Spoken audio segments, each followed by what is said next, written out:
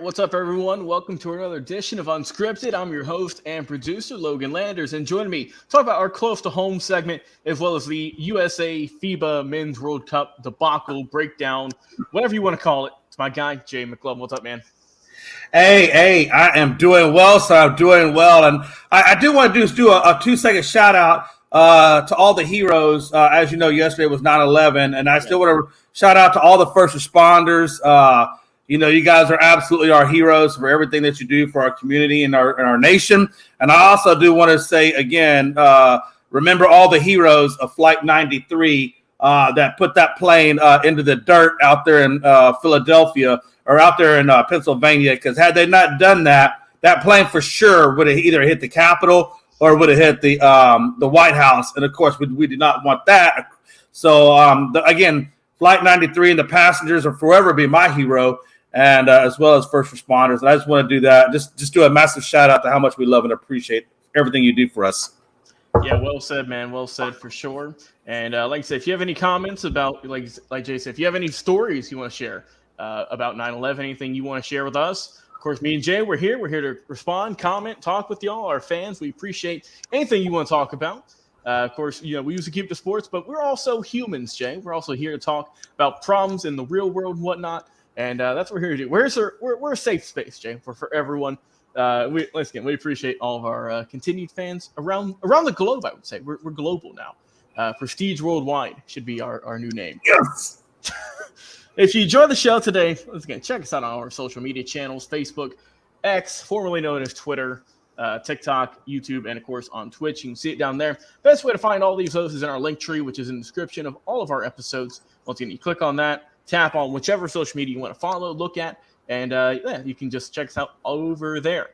All right, Jay, like you mentioned, it's time for our Close to Home segment. We get to talk, rant, and rave about our favorite teams. Let's do it.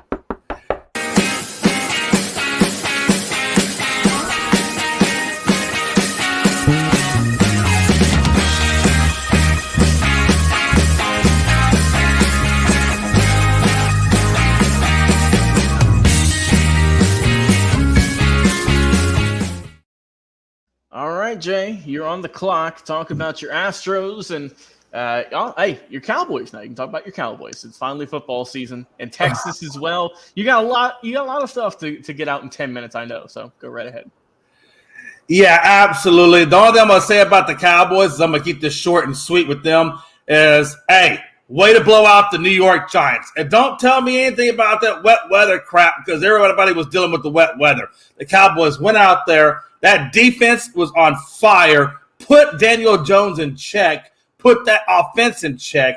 And honestly, the only thing that I'm worried about, and I'm going to continue to be worried about, is Dak Prescott. I was not impressed at all with the Cowboys' offense yesterday. I thought it was lackluster, but I was extremely impressed with the Cowboys' defense. And as you know, I'm a very realistic Cowboys fan.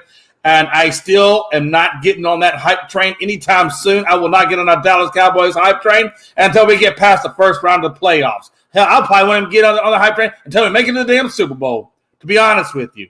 Because I am not going down that humble pie train ever again with these guys. I love them. They're my team. I carry them. As you see, I got my blue on. But I'm not getting on the hype train saying we're the best in sliced bread until we get to the damn Super Bowl, okay? Until then, I'm keeping my emotions in check. I'm keeping it level-headed. They are my team. Go boys. But I'm keeping it real. Okay. That's my Cowboys segment. By the way, Parsons, If you don't get Defensive Player of the Year this year, I swear, man. That game you put in the other day, phenomenal. If you guys didn't catch Parsons and what he did, incredible. Okay, Astros. Yo, what the hell? Logan, I don't know what's up with this A's team and what they put in the water, but we are not the first team to lose to these guys and they play spoiler too. They have played spoiler too with several teams. The Rangers, the Mariners. I mean, these guys they don't win but a handful of games, but it seems like the handful of games they do win are always spoiler games, and it just irritates me. They're like that little fly.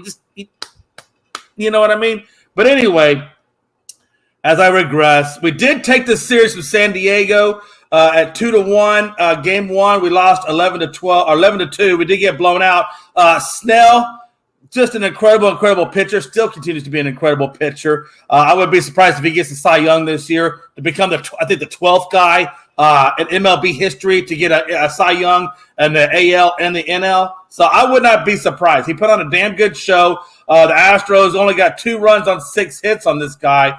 Brown did take the loss. Arquette out of the bullpen looked like pure dog doo-doo. He gave us 4 innings, 4 hits, 5 runs, 2 walks, and a strikeout. Okay, it is what it is.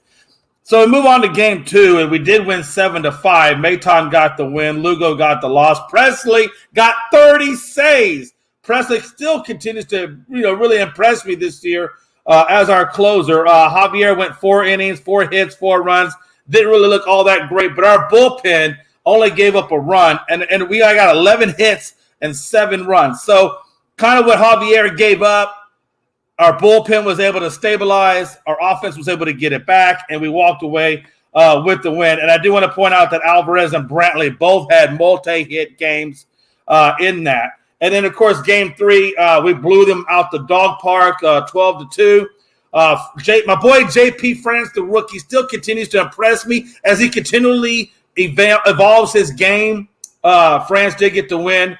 And then, of course, we had 11 hits and 12 runs. So we really came out offensively and did a good job defensively in this game. And I want to point this out. Listen up, Astros Nation. Kyle Tucker became the 12th player in MLB history to get not 1, but 2 triples in a single inning. Tucker continues to impress. And then I don't know if you know this, Logan, but he is on pace for a 30-30 season. Currently, he is at 26 home runs and 28 stolen bases. I fully expect him to get to 30-30 before the season is done and over with. To wrap this up, I just want to say this. The Astros, like I said, they did lose game 1 to the A's. Seattle lost yesterday to the Angels in overtime, and Texas took the win yesterday. So currently, we are 2 games over the Rangers, 2.5, I believe, games over the Seattle Mariners for first place. So Astros are still continuing to ride that first place train. But Astros, you got to continue to be that dog. Right now, the problem with us, Logan, is this. Any other year, Astros are dog-like mentality. Dog-like. Go out there and ferocious. This year, we're dog-like, and then we go poodle. We go dog-like, and then we go poodle. I need them to be a pit bull from point A until the World Series. And that's our problem right now, both in our pitching and our hitting. Because sometimes our pitching will be on, and then we'll be anemic at the plate. And then sometimes we just hit anemic on both sides. And then sometimes we're just killer on both sides. So I need consistency all the way through. I need a dog-like mentality.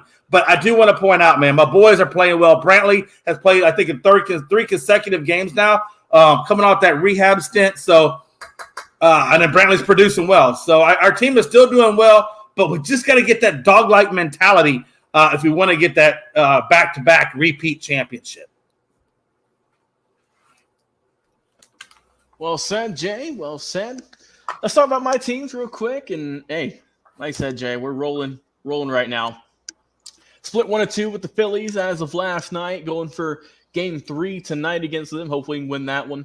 Best record in baseball, I believe 94-50 is what that tally's at currently. And man, Matt Olson has been on a tear as good as Acuna has been lately, because he's just been tearing the cover off the ball, Jay, since we spoke about the NL MVP race. And we said, Betts is on fire. Acuna's, he's dropped a little bit. Well, that switch is flipped a little bit. Acuna's been just raking at the plate. He's been great. But man, Olsen hit 50 home runs as of last night. Only I believe the second time in Braves history, one behind Andrew Jones for the most in franchise history. I'm sure that's going to come very soon. And man, he has really just been an absolute monster at the plate. Probably a Hank Aaron Award winner. It just in terms of his offensive production, and probably also needs a little bit more love in terms of the MVP conversations. As good as he's been this past year, and he's going to continue to be for the remainder of the season. Like I said, pitching's been solid, been better. Like I said, Spencer Strider, he's still trying to battle for that NL Cy Young. Not sure if he's going to grab that one, but he is still at least in contention, I would feel. But yeah, man, it's really just like I've been saying the whole year. It's just the offense has been clicking, everything's going right. Once again, we clinched the playoff berth the first team to do so in the majors. We're right there. We're edging closer and closer to just clinching, the division, obviously, as well as probably that number one seed in the NL. So that's going to be coming very soon, which means, Jay, of course, we get a bye going into the playoffs, which that can be good, that can be bad. So we'll see how that's going to go, man. But like I said, rolling right now. Last 10 ball games, 5-5. Record isn't really showing it, though. These last few, we've really been coming on strong. So like I said, Braves are on fire. And like I said, hopefully we can keep it up, man. Keep it up. Let's go into football, Jay. Glad to see the Raiders 1-0 on the year. It wasn't easy, wasn't the best game, but a win is a win, and you got to take them anywhere you can in the National Football League. Jimmy G in his debut, solid 20 of 26 for 200 yards flat with 2 TDs, just 1 interception. Only sacked not even once, which is rare coming from a Raiders team. So that was nice to see. They kept him clean. Josh Jacobs, didn't do a whole lot. It was more so a passing game, but 19 carries for 48. Got to see, hopefully get that picked up a little bit. I know that, the offseason, I also think sometimes if you're a running team or if you have a dominant runner, sometimes week one is just kind of getting their legs under them. So that I'll just chalk it up to that. Like I said, defense really well, honestly. They played really well, which is surprising. So I'm glad to see that. We got 7 tackles for loss, which I like to see. No interceptions and 2 sacks on the day coming from Max Crosby and Jerry Tillery. So, like I said, the Raiders 1-0, man. I'm excited for that, and hopefully we can keep it rolling. I'm not sure how much longer, but hey, I'll gladly take a week 1 victory. Hopefully next week's going to be tough, man. Facing the Bills. Facing off against the Bills, and the Bills are pissed off, Jay. We'll talk more about that in another segment, another show. But man, the Bills are not happy. So I'm expecting, Jay, a 1-1 season, or a 1-1 starts of the season. But who knows, man? If we start 2-0, should I go and start pre-ordering jerseys, rings, tickets? A little too early. All right, a little too early. All right. Well, that's all I got, man. That's all I got. Glad to see both my teams been doing well lately, and hopefully we can keep it up, man. All right, Jay. Let's talk about a team that disappointed both of us. And not just both of us, but the entire United States in the FIBA World Cup. So as we know, they were knocked out of gold medal contention. We figured, hey, at least we're fighting for bronze. At least walk away with a medal, right? Of course, we always want gold, but a medal is still a medal. But, Jay, we didn't get it. We did not get that medal. Dennis Schroeder just put us in a blender. Give your thoughts on just the loss for Team USA, not even medaling in this FIBA World Cup, and how this team's going to outlook. I mean, really just going into the Olympics come next year in 2024. So give your thoughts on this team. My thoughts on this team are, let me tell you what my thoughts on this team are. I don't care about the fact that we didn't medal, even though that's bad enough. What I cared about most, and I'm going to say this because he's part of my new team now. Or not new team, but new player on my team. I apologize. I misspoke. Frank, I know you're going to kill me on that tomorrow. It's okay. They made Dylan Brooks look like a superstar. Mm-hmm. Let me say that again. They made Dylan Brooks look like a superstar. It's bad when you let Dylan Brooks score 39 points. I mean, come on, Team USA. Let's have a little bit more respect than that, shall we? This is the same Dylan Brooks that we were crucified for his comments of LeBron James. And then you let this man go out there and look like a damn superstar. Look, if you're not going to defend the medal, well, then just defend the country's self-respect. Because now we got to hear Dylan Brooks. And I can't stand Dylan Brooks. Unfortunately, he's a Houston Rocket. But I don't acknowledge him as a Houston Rocket. I look at him as a person that just joined our team. Dylan freaking Brooks. That's really what you want to give? That's what you want to be known for? Is a team that gave up 39 points to Dylan Brooks? I don't have a problem with Canada. Canada's a nice – they got good Canadian bacon. I ain't got no problem with Canada. But damn, I got a problem with Dylan Brooks. And you should too. Either way, they lost it in overtime to Canada. Shigarius Alexander. I can never say the first part of that man's name right. Shy. Let's go with Shy. Shy. Okay, so Shy Alexander scored 31. Dylan Brooks scored 39. Ultimately, we lost 127-118. The one bright spot, and it's really not that bright, but I'll give you one bright spot, was that Bridges. He missed a free throw on purpose in order to get the rebound and hit the 3 for a 4-point play that actually forced the overtime that they went into. So, Bridges, I like the fact that you didn't lose the fight, that you didn't lose the dog in you to at least force an overtime. The problem I have with is this team is just outright, I want to say a mid-level college team. It's a mid-level college team. Now, I understand FIBA may not have the same weight as the Olympics, but I still look at anything that the U.S. puts on the court. We should have our best efforts on court. I don't give a damn if it's FIBA, if it's practice, if it's G League. I don't care. Always put your best effort on court because you know what? You're not representing you. You're representing us. And I don't like the fact that we make Dylan Brooks like a damn superstar. And let me tell you something. Ja Morant's of the world, LeBron James's of the world, Giannis's of the world, whoever else. I don't know if Giannis has the American citizenship. I think he has American citizenship. Anybody that has the ability to play for the U.S. team that's a superstar, Booker, Durant, Anthony Davis, I don't care. Get your ass on the damn court. I'm not telling you to pick up a gun and go join a war effort.